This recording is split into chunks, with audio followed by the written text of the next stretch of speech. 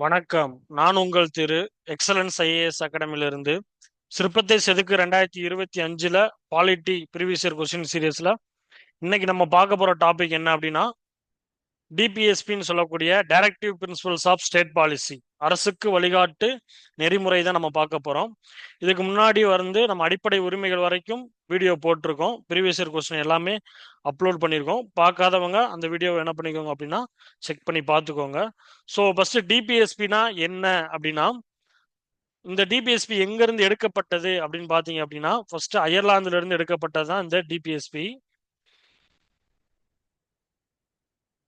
இதோட ஆர்டிகல் என்னன்னு பாத்தீங்கன்னா, ஆர்டிகல் 36ல இருந்து 51 வரைக்கும் டிபிஎஸ்பி பத்தி பேசக்கூடியது.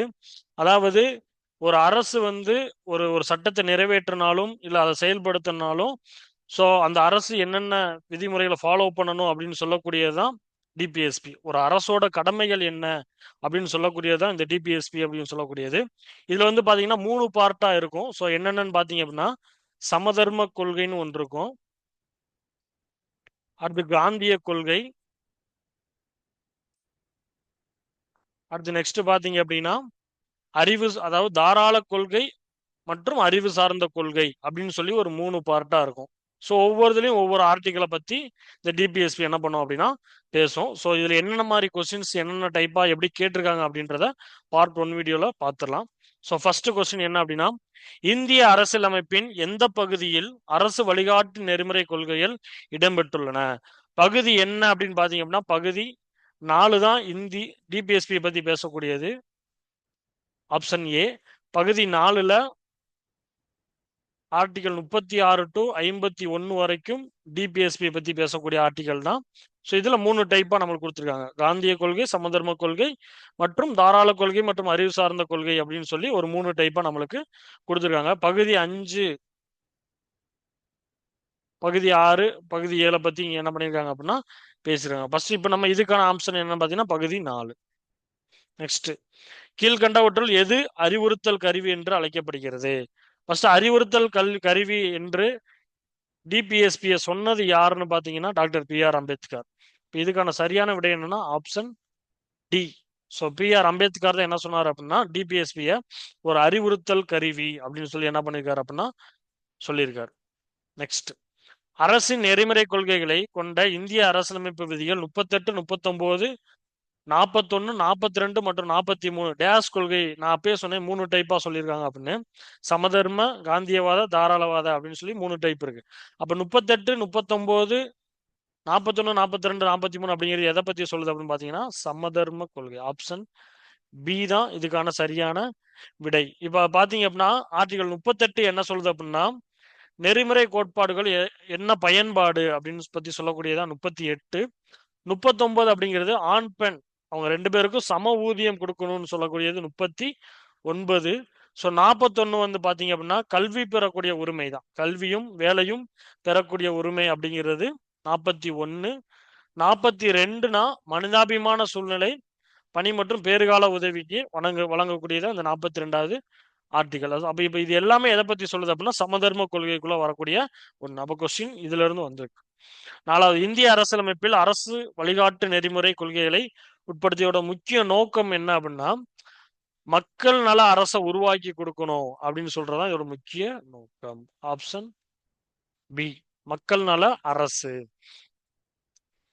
5, இந்திய அரசியலமைப்பு சட்டத்தின் எந்த பகுதியின் கீழ் அரசின் கடமைகள் என கருதப்படுவதில் பட்டியலிடப்படுகிறது? அரசின் கடமைகள்னு பார்த்தோம்னா அடிப்படை கடமைகள் அப்படின்னு சொல்லி என்ன பண்ணிடக்கூடாது, கிளிக் பண்ணிடக்கூடாது. நல்லா கொஸ்டினை வாசிக்கணும்.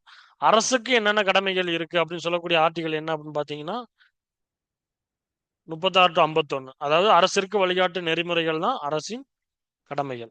அப்ப ஆப்ஷன் சி என்பது சரியானது. அரசு நேரடி வழிகாட்டு கொள்கைகள் என்பது அரசியலமைப்பிற்கு உயிரளிக்கும் விதியாகும் என கூறியவர் யார் அப்படின்னு சொல்லி கொஸ்டின் கேட்டிருக்காங்க. ஒரு அரசியலமைப்பிற்கே உயிரளிக்கக்கூடிய விதி தான் நம்ம டிபிஎஸ்பின்னு சொன்னது யாருன்னு பாத்தீங்கன்னா எல்.எம். சிங்வி. ஸோ இவர் தான் என்ன பண்ணியிருக்காரு அப்படின்னா உயிரளிக்கும் விதி அப்படின்னு சொல்லியிருக்காரு. அதே மாதிரி பி.ஆர். அம்பேத்கர் அப்பயே நம்ம சொன்னோம் அறிவுறுத்தல் கருவி அப்படின்னு சொல்லி சொன்னதும் அவர் தான். இந்திய அரசியலமைப்பின் நாவல் என்று சொன்னதும் அவர் தான். பி.ஆர். அம்பேத்கர் என்ன சொல்லியிருக்காரு, இந்திய அரசியலமைப்போட நாவல்னு சொல்லியிருக்காரு. ஒரு சிறப்பான அம்சம் கூட என்ன பண்ணியிருக்காரு ஆர்டிகல் 38 51 சொல்லிருக்காரு.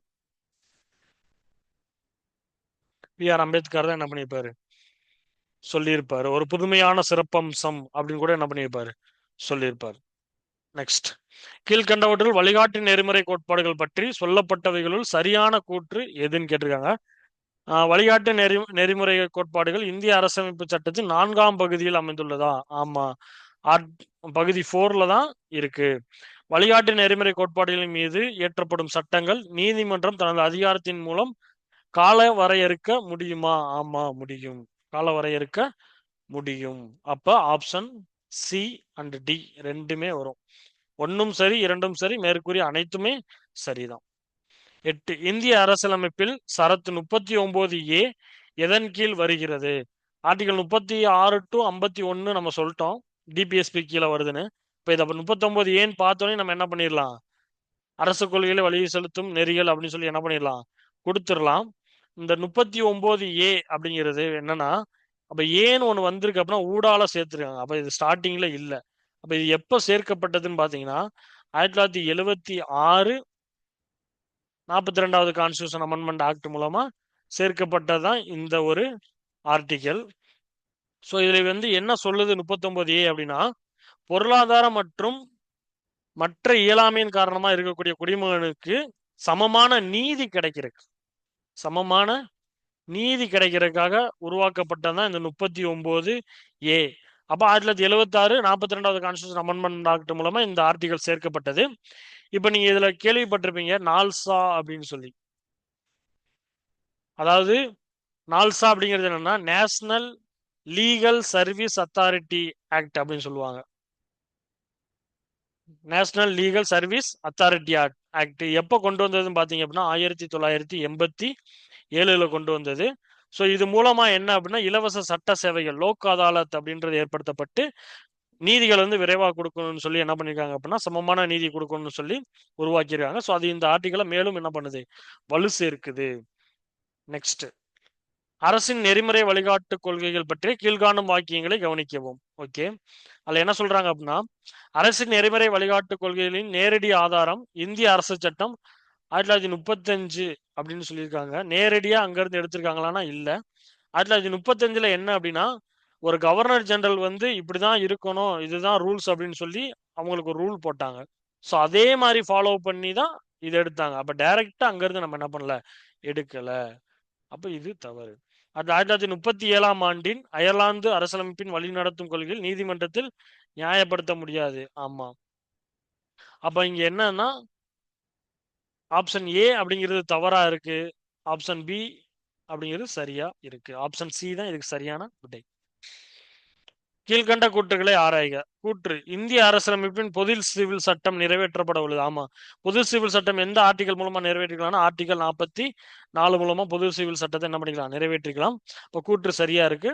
காரணம் வழிகாட்டு நெறிமுறை கோட்பாடானது நீதித்துறைக்கு அப்பாற்பட்டது. ஆமா, நீதித்துறைக்கு அப்பாற்பட்டதுதான், ஆனா அதுக்கு இதுக்கும் ரிலேட்டட் இல்லை. சரியான காரணம் அப்படிங்கிறது இது கிடையாது. அப்ப கூற்றும் காரணமும் சரி, ஆனா காரணம் கூற்றை சரியாக விளக்கவில்லை. ஆப்ஷன் பி என்பது சரியான ஒன்று. நெக்ஸ்ட், ஓகே, ஸோ இன்னைக்கு உண்டான டிபிஎஸ்பியில் கேட்கப்பட்ட ஒரு 10 கொஸ்டினை பத்தி டீட்டெயிலாக பார்த்தாச்சு. ஸோ இதுக்கு அடுத்தடுத்த வீடியோவில் டிபிஎஸ்பியை பத்தி ஃபுல்லாக நம்ம என்ன பண்ணிடலாம்னா பார்த்து முடிச்சிடலாம். ஸோ அதுக்கு அடுத்த வீடியோவில் சந்திப்போம். நன்றி, தேங்க்யூ.